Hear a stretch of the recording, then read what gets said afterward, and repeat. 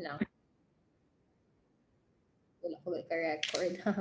Epic fail. Again, mutilation is the clipping off or chopping off of a particular part of a body which is not susceptible to grow again. So, kamot, tiil, reproductive organ sa mga lalaki, pag utod sina. That's a mutilation. So, nails, hair, hindi siya upod sa mutilation because those parts of your body are susceptible to grow again. Okay? So, thank you. Are two kinds of mutilation. Intentionally. Okay? By intentionally depriving another of a part of his body which is essential for reproduction. So, mutilation, sang iya nga, reproductive organ. Okay? Sa lalaki, ang inyo nga, you know that na. And number 2, by intentionally committing other mutilation, that is depriving him of any or other part of his body with intent to deprive him of such part of his body. So, dua. First, isang reproductive organ o kon ano nila, or ang number 2 is any part of the body na not susceptible to grow again. So, under the first kind, the mutilating an organ essential for reproduction, ang tawag sina is castration. So, pag-castrate. So, you will know that the penalty is even higher than homicide. So, mas taas pa niyang iya nga ang penalty kaysa sa killing the person itself. So, kay di ba kung i-deprive ka man guro sa imo nga reproductive organ, dugin patay ka na gid man, di ba la? Kay hindi ka naka happy. Joke lang. Anyway, so killing a person is only punishable by reclusion perpetua, while castrating is punishable by reclusion temporal to reclusion perpetua. Because if you are castrated, it is as if you're already killed. That's why it has a higher penalty. So mutilation is a felony which cannot be committed out of imprudence or negligence. So dapat there is intent, di ba? Dapat may intention siya nga i-otdon gin man ang part somebody nga na. Kung hindi hungod, hindi siya, it must be from deliberate intent. So like for example, if you are a doctor, tapos kinanglan i-cut ang certain parts ng body isang tao to save his life, so the doctor will not be charged or will not be liable sa crime ng mutilation because there is no intent to deprive the person of that body. Ang purpose is to save his life. Diba kayo, di ba may mga diabetic gani nga ginautod ang ilang mga limbs because rotten na, di ba, ang certain parts ng ilang body. So, na siya. So, in mutilation, it is always committed with deliberate intent to mutilate. Absent that, it is serious physical injury. So, kung ginutod ang parts ng body, nga hindi man intention ang pag-utod sa parts ng body nga na, the crime committed, like for example, sa accident.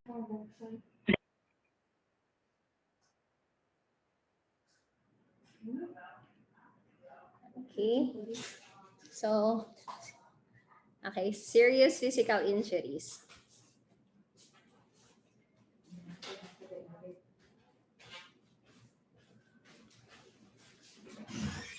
Serious physical injuries, under Article 263, the serious physical injuries are punished are when the injured person becomes insane, imbecile, impotent, or blind as a consequence of the physical injuries inflicted. So kung ang imo nga biktima or ang injured nga person, nagbuang siya, nag-imbecile, ibig sabihin do inutil, di ba? Do wala na sa impotent, hindi na siya makabata, or naging blind siya as a consequence of your physical injuries na gin-inflict mo sa iya, then the crime committed is serious physical injuries. Amo ni guys, serious kung naging insane, imbecile, impotent, blind as a consequence of physical injuries. Damo pa ni. Or when the injured person loses the use of speech, naging apa siya. Tapos, the power to hear or hear ni naging bungol siya or wala, nadula iyang sense of smell or nabulag siya, nadula iyang hand, iyang foot, iyang arm or leg. O, di ba? Ang losing of an arm, foot, or leg, if your intent is to really deprive him of such parts of the body, then the crime that you committed is mutilation. Pero kung wala mo ginhungod, serious physical injuries. So, remember that, guys, amo na siyang difference between mutilation and serious physical injuries. So, loses the use of any such member or becomes incapacitated for work, hindi na siya kaubra kay because of the injury that you inflicted, where he was therefore habitually engaged in consequence of the physical injuries inflicted. So kagi ko guys, may ara ako sang client, may he rest in peace, napatay na siya subong. Before construction worker siya, but because nabungguan siya sang salakyan, nabali tiil, hindi na siya maka-ubra sang dati niya nga ubra as a construction worker. So that becomes serious physical injuries because he became incapacitated for work in which nga tani amo ginaya ubra niya, amo ginaya iya nga career or amo ginaya iya nga trabaho, di ba? So because of the accident, he was hindi na siya makaubra. When the injured becomes deformed, ibig sabihin may ara sang deformity sa iya lawas. Like iyaguyabi na yupi, mga mo na siya.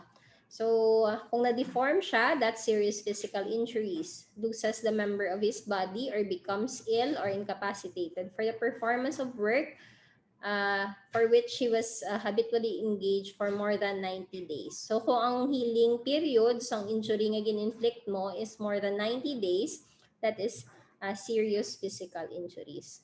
When the injury becomes ill or incapacitated for labor for that 30 days, but must not be more than 90 days as a result of the physical injuries inflicted. Note nga ang enumeration nga ni divide lang ang mga period of healing or incapacity. Divide lang na siya para makategorize kung ano siya nga klase sang physical injury. Okay? So kung serious, kung less serious, or slight physical injury. Good morning, ma'am. Hello, good morning. The moment the said person by reason of said injury becomes ill or incapacitated for labor, hindi siya makaubra for more than 30 days, diba? That is already serious physical injury. Okay. The first category is that the injured person becomes insane. So insanity refers to mental disease. So you can no longer appreciate the consequences of his act. Tapos, imbecility is when a person is already advanced in age, yet ang mind niya gyapon naging bata-bata gyapon. That's imbecility. Impotency, inability to copulate or sterility. So hindi siya produce ang bata, naging baog siya. Blindness, dapat wala sang vision for both eyes. Pero ang mere weakness of vision is not contemplated. Under second category, dito sa kagina, the offender loses the use of speech or power to hear. This is hear, guys, or to smell, or loses an eye, a hand, an arm, or a foot, or a leg. So if only one eye has been lost, it is serious physical injuries na. Pero sa second category na siya na fall. So third circumstance is deformity. So what is the so-called deformity which will result to serious physical injury? Ari, kung gintaga ka sang bolo sa stomach, so there is a big mark on your stomach despite the fact that it's already healed, may nabilin gyapon nga scar. Diba? So the doctor said that the injury requires medical treatment for 2 weeks lang. So why siya nag-fall sa 90 days, diba guys? So what crime is committed? Is it serious physical or less serious? So the crime committed is only less serious. There was no deformity. Although may scars of stomach, yes, correct. Although may scars sa stomach, it would not amount to a deformity. So, ang requisites for deformity to be serious, dapat may physical ugliness. Naglaway siya because of the physical injuries nga mo gin-inflict. So, doesn't matter kung laway na siya nga daan. Pero nagdugang pag hindi laway because of the physical injuries nga mo gin-inflict. So, that becomes serious. So the said deformity should be permanent or definite abnormality, and it would not heal through natural healing process. So said deformity must be located in conspicuous and visible place. So like for example, di ba dapat permanent siya? So, ang natabo be is na because nagsumbaganay si A kag si B na nabungi, na lose ang 2 front teeth permanently. What crime was committed? So the crime committed was serious physical injuries because it is a deformity. Even if the doctor says that he can still replace it. Guys, biskan na magpaano pa siya, biskan na basta may injury nga na siya nga basta sa facial guys, sa tsura. 'Di ba sa stomach tong isa, less serious physical injuries kay matabunan man ang scar. Pero like for example, sa tsura siya ginhack, tapos may ara na sang tahi sa tsura kag may scar sa tsura, that becomes serious physical injuries na. So, this time, kinabungi siya, lost 2 front teeth, that's serious physical injury. Doesn't matter kung dasig lang siya mag-heal, di ba? Kay amo na ang nakasaad sa law. If you encounter a deformity, okay? The crime committed will be less serious or slight physical injuries depending on the medical attendance because it cannot be seen, nor it can be located in a visible or conspicuous place. If he only lost another tooth, so wala maginambal kung 2 front teeth na siya or ang bagang niya nga tooth ang ang nadula, di ba? Kung ara man lang sa sulod kung hindi siya hitaon, that's less serious physical injuries. Okay, muriatic acid. Si A ginbuhusan niya sang muriatic acid ang isa ka tawo nga hate niya gid. And because of that, the face of that person becomes deformed. Naglaway siya. Tapos, ang butang ta si Christian. Si Christian ko ginbuhusan ni A sang muriatic acid sa tsura. Tapos naglaway si Christian. Tapos si Christian nagkadto sa plastic surgeon, nagpagwapo siya. Tapos nagwa siya sa plastic surgery clinic, gwapo na siya. Dayon daw si Derek Ramsey na siya. So the accused person, is he liable sa serious physical injuries? Yes, ma'am. Yes, ma'am. Yes. Although nga gwapo-gwapo na siya, although nga si Derek Ramsey na siya, si Piolo Pascual na siya pagwa niya sa clinic, the fact nga by reason of the act ni A, nga pagbuhos sang nagguba iya tsura, that's still serious physical injuries. So if the said physical ugliness is not located in a visible or conspicuous place, kung natago man siya, depending on the deployment of medical attendants, then It would be depending on the deployment of medical attendants. So kung ara sa susulod guys ang matabon man siya sang matabunan man siya sang ano sang bayo, ay man siya bisa sulod sang bayo, like for example stomach, depende sa kung ano siya kadugayon nga mag-heal, okay? Depende sa medical certificate kung pila kaya days siya ma-heal. So if more than 90 days, then that is serious physical injuries. So, saan siya qualified? When we say qualified gani, guys, mapataas, di ba? Serious physical injuries is qualified if it is committed against any of the persons enumerated in parricide. So, kung inubra mo siya sa imong father, mother, o kung sa bata mo, although illegitimate man na siya nga bata mo, kung legitimate siya nga bata mo, basta bata mo, pag sa imong asawa, that serious physical injuries is qualified. So, ang crime nga na-commit mo is qualified serious physical injuries. Okay? Ikaduwa, if na-inflict mo na siya sa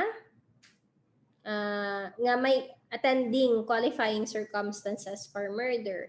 Diba? May ara ka mo to, gin-discuss na niyang qualifying circumstances for murder, kung paano ang homicide naging murder or napataas. Okay? If it is done with treachery, evident premeditation, crime was committed, the crime committed was qualified serious physical injuries. Okay? So, una, kung committed against persons nga enumerated sa parricide, ikaduwa, kung attended siya sa qualifying circumstances for murder. Okay? Serious physical injuries may be done also through administering injurious substances or beverages. Okay? Offender if it inflicted serious physical injuries upon another, by knowingly, balaan niya dapat naging administer niya ang injurious substances, and dapat wala siya sang intent to kill, because kung may intent to kill siya kag wala man napatay ang tao, that may be attempted or frustrated homicide or murder as the case may be. Okay, less serious physical injuries. Less serious physical injuries is committed if by reason of injury inflicted, the offended party requires medical attendance or he cannot perform work with which he is habitually engaged for the period of 10 to 30 days. So 10 to 30 days dapat ang hindi siya cobra for 10 to 30 days, or ano siya, ma-heal siya 10 to 30 days ang injury nga gin ano sa iya, gin inflict sa iya. Okay, so the requirement of medical attendance or his capacity to do his work is for a period of 10 to 30 days. It will bring about less serious physical injuries. More than that, serious physical injury na. So what circumstances will qualify less serious physical injuries? So ano ni siya, when there is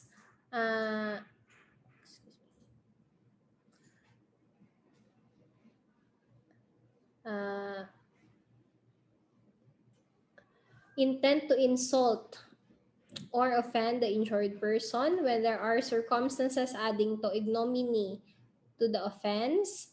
Guys, ang ignominy na discuss na ni as a qualifying, or no, I mean, as an aggravating circumstance sa book 1 sa criminal law 1 ninyo. Okay? Tapos, when a victim is the offender's parents, ascendants, guardians, curators, or teachers. So, kung ginubra nyo na sa teacher nyo, sa guardian nyo, or sa ascendants or parents nyo, then that becomes qualified.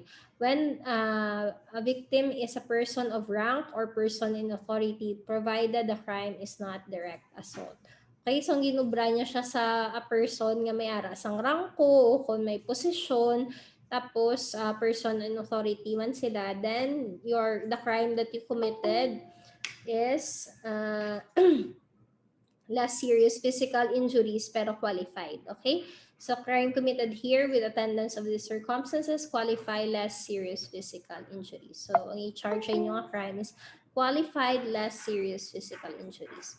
Slight physical injuries and maltreatment. Okay, ayan na to sa Article 266. Dasig na lang ni guys.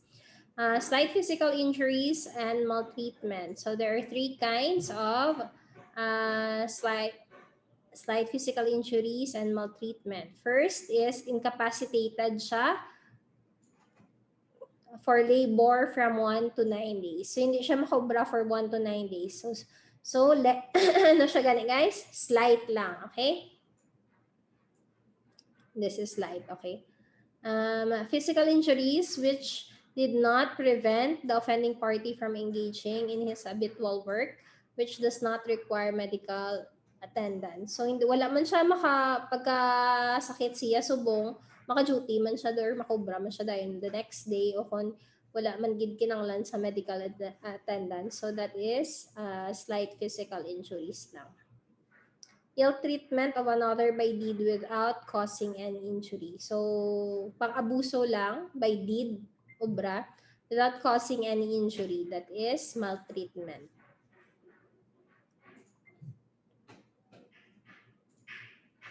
So, inflicting pain on another person without causing any wound or injury. That is maltreatment. So, case of People versus Mapalo. Let us say A was walking. He comes to B, and then B used a lead pipe. He went to A and hit the head of A with a lead pipe. So thereafter, he ran away. The medical certificate showed that the head of A did not sustain any injury. He was charged with attempted homicide. The Supreme Court said that the crime committed is ill treatment of another by deed. Okay, kaya wala man sang injury nga na-sustain. This is a form of slight physical injury under Article 266. According to the Supreme Court, there was pain inflicted on A but there was no injury. Okay, wala na siya na-sustain injury. Ay, sari na to sa rape. 266A. If you notice, 266 ang slight physical injuries, tapos 266A ang rape. Weird, no? Kaya hindi man sila gani related. But then again, this happened because before, rape is under crimes against chastity.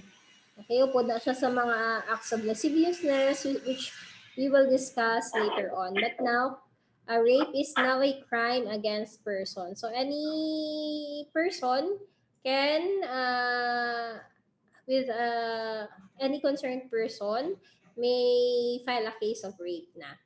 Hindi na siya sa crime against chastity. This is an amendment brought about by RA 83553 or anti-rape law. So under the anti-rape law or RA 8353, two types of rape, how rape is committed. Rape can be committed by a man who have carnal knowledge with a woman. Okay? Ano siya? And that carnal knowledge is against her will. And ikaduwa nga form of rape is sexual assault. We will discuss this further. Okay? Sa una nga rape, okay? Rape committed by a man who shall have carnal knowledge of a woman. The offender here cannot be a woman, man lang yun. And the offender had carnal knowledge of a woman against her will. So, such act is accomplished under any of the following circumstances. Dapat may puwersa through force, threat, or intimidation. Ginpahog mo siya or gin-intimidate mo siya to have sex with you. Okay, so when the offended party is deprived of reason or otherwise unconscious, so kung wala siya sa consciousness niya, kagin ano mo siya, then that is rape. By means of fraudulent machinations or abuse of authority. So like for example, teacher mo o kung boss mo o kung someone with influence over you. Or when the offended party is under 12 years of age or is demented. even though the circumstances mentioned above be present. So,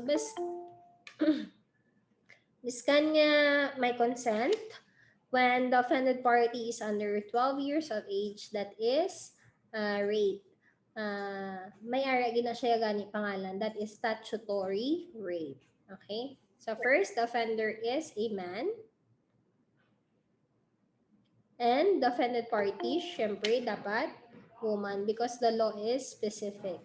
So kung ang offended party is a man, that's another form of rape. We will discuss it later on.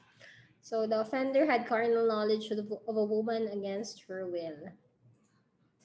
What if the woman was sleeping when the man had carnal knowledge of said woman? So it is rape. Is it rape by carnal knowledge? Yes, because the said woman who is sleeping is unconscious. What if half asleep? Ubog lang siya, tapos ano siya? No, tulog siya nga, hindi siya tulog. Is it still rape? Yes, said by the Supreme Court because the woman is unconscious. Yes. So, si A, for example, si A is only 11 years of age. So, pud sila sa balay ni isang isa ka man na 20 years of age. They are loving together as if they are husband and wife. Wow, ang aga nilang lumande. Okay. Of course, they had carnal knowledge. So the man is liable for statutory rape. Okay, the number of times, guys, nga you have carnal knowledge with a woman nga below 12 years old, even though consented, even though nga gusto niya man, that is still rape, guys. So beware lang. It's good nga aware man kita, okay? Para mapamatsagan taman basi sa palibutan, nagakatabo siya, di ba? So, a man is liable for statutory rape. So, the number of times that you have carnal knowledge, that is 1 count. So, kung nag-sex ka mo 5 times, that is 5 counts of statutory rape. Because a child, ang ngaman guys, ngaman nga consented mo, ngaman nga rape gyapon. Because ang idea is a child who is below 12 years of age, wala pa na siya sang, ano ganyan tawag, wala siya sang mind of her own. She cannot give a valid consent. Wala pa siya animo, kumbaga. Kita gani, kisa nga pila natin edad, wala man tagyapon animo, di ba? So what more a child below 12 years old? So she cannot give consent. So the crime becomes statutory rape. So the law presumes that wala hindi siya makahatag sa consent niya freely because wala pa na muo kumbaga ang iyang nga conscience kinabala nga wala pa na umuo iyang basta wala pa siya sa tama nga pag-iisip to discern what is right or wrong, di ba? Okay? So what if the law requires that the said carnal act or knowledge must be with the use of force, threat, intimidation, di ba? What if a father raped his daughter?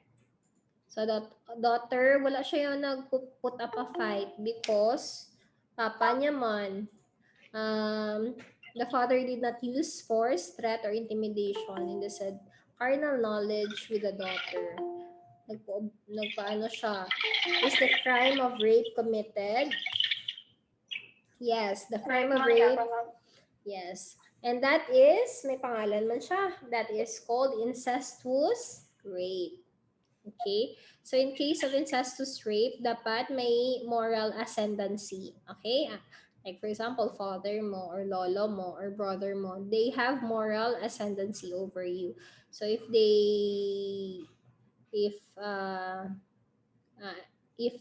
mano sila sa mapilitan ka or ma-intimidate ka to have sex with them because they are your family members, then that is rape still, okay? Because it is an overpowering or overbearing moral influence. Pero dapat man guys, inang hindi, bugid diya mapa-indian or may ara, gid diya sang sang moral ascendancy, the court will determine man actually. And kwaon niya na ang force, threat, or intimidation. It will take place of the force, threat, or intimidation. So hindi kinahanglan nga may force, threat, or intimidation if may ara sang if may moral ascendancy gid sa imo ang person nga na. Like for example, may ito gani case nga priest tapos ang iyang ginano is do nagabulig sa altar leader or something. Basta mo na. So wala siya naka-refuse sa priest. So what if A and B are lovers? Ari, masad siya. What if lovers ka mo? So hindi ka na bala pwede maghambal nga gin-rape ka niya kay boyfriend ka niya? Yes, it doesn't matter. Actually, guys, it can be a defense of the man. Ang tawag sina sweetheart defense theory. So, ang balon niya, we are lovers. O, diba? Lovers ka mo, wala ko man to siya yung pilit. Gusto niya man to yung kay palanggaan ay kami. But, will this sweetheart defense theory lie? So, dapat, hindi lang oral testimony. Kay kanon to, tanan na rapist na to. Karon mahambal nga, amiga ko na siya. Gusto niya man to, di ba la?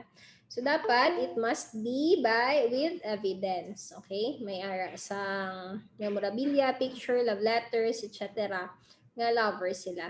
Pero, guys, biskan lovers ka mo, biskan gani asawa mo na, you can still rape, may marital rape pa nga ginatawag, di ba?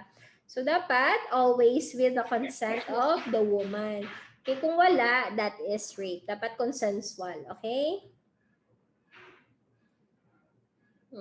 So, you have learned naman sa book 1, Criminal Law 1 ninyo that there is no such thing as frustrated rape, okay? It can be attempted or consummated. Okay, kay once nagsulod na siya guys sa labia o kung sa genitalia sa woman, that is already consummated. Biskan wala pa siya na wala pa na satisfy kumbaga. Ano to, frustrate, kaya wala siya na satisfy. Pero the mere touching of an erected penis on the labia or the lips of a woman is already consummated rape. Okay? So it's not necessarily nga dapat may deep penetration gid. It is necessary that it's not necessary nga ang vagina na lacerate gid or nagisig gid. The mere touching of the lips of the labia of a woman's genitalia is already consummated rape. So remember that. Okay. So what if ang erected nga penis kumbaga touch the outer portion of the genitalia, that portion which became hairy during puberty, okay? You have to distinguish whether it is acts of lasciviousness or attempted rape.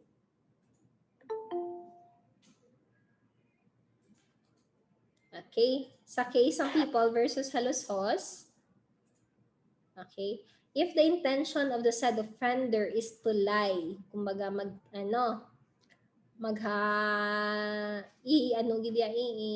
to have carnal knowledge against said woman, it is attempted rape. Okay? But if in doing so, the said man has no intention to lie, wala siya intention to sleep with a woman or to have carnal knowledge with a woman, it is only acts of lasciviousness. So, intent must be distinguished. Dapat mabalaan kung may intent siya bala nga to really to lie with that woman, or if not, acts of lasciviousness lang. Okay? So how about other form of rape? Di ba? Bako hagina duwa ang forms ng rape. First is having carnal knowledge with a woman. So ang offender is a man and the offended party is a woman. Amo lang gina siya. But then again, may nasang other forms of rape. This is brought about by the changes sa anti-rape law or RA 8353, if I'm not mistaken. Okay, so if the offender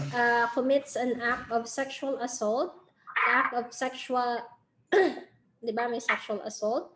The act of sexual assault is committed by the following means: by inserting a penis to another person's mouth or anal orifice, or by inserting an instrument or object into the genital or anal orifice of another person. So, pwede na ma-rape ang gay. Okay? So, that's rape by sexual assault. Okay? A gay person can be a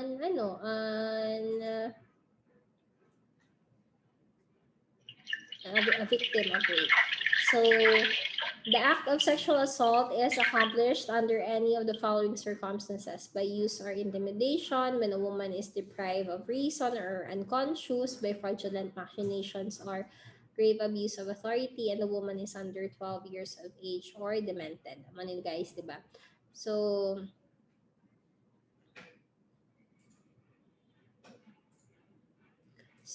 instrument and instrument, guys. So, your fingers are instruments. Are those instrument? Nga kung isulod mo, that becomes rape. Okay. So, the Supreme Court held that if you inserted your finger sa anal orifice ng woman o kundi man sa iya nga genitalia, that becomes rape by sexual assault. So,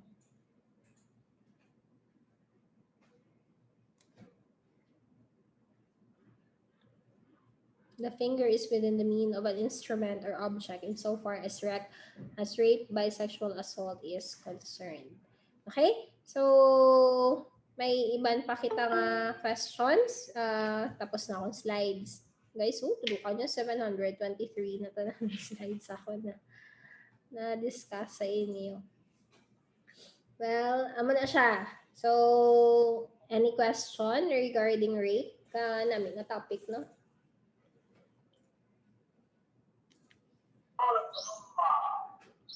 Wala naman. Okay, so kung wala na kamo question, thank you gid sa pag-attend sa aton nga makeup class. Sorry kay wala ko ka class last weekend. Medyo budlay gid ang internet. Anyway, sige lang may class kita liwat sa Saturday kag halong kamo Wala naman question, sure. Thank you, ma'am. Thank you. Bye-bye. Thank you.